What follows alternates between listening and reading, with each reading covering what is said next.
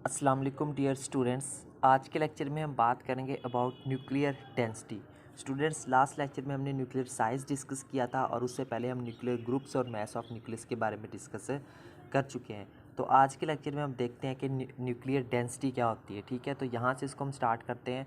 It is define as the mass per unit volume of a nucleus is called nuclear mass. अब हम ये तो जानते हैं कि जो मास पर यूनिट वॉल्यूम होता है हमारे पास किसी भी न्यूक्लियस को, उसको हम कहते हैं न्यूक्लियर मास।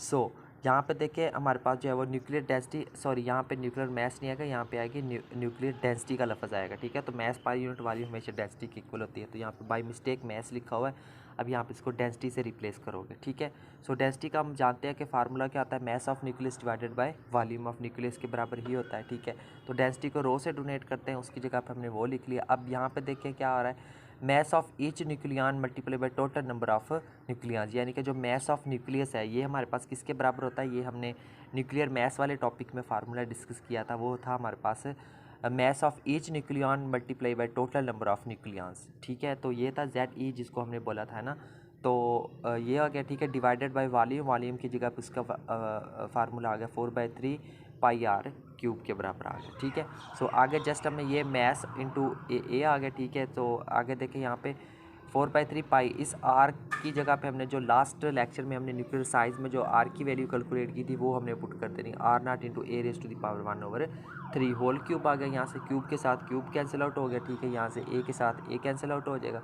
ठीक है, सो नेक्स्ट देखें यहाँ पे जो एम है, जो आपको पता है कि जो मैस होता है वो हमारे पास, उसकी वैल्यू हमारे पास ये होती है। ठीक है, उसकी जगह पर उसकी वैल्यू आ गई। ठीक है, और यहाँ पे जो है वो जो आर नाट है इसकी वैल्यू पुट कर देते हैं। ठीक है, वो ये आ गई हमारे पास।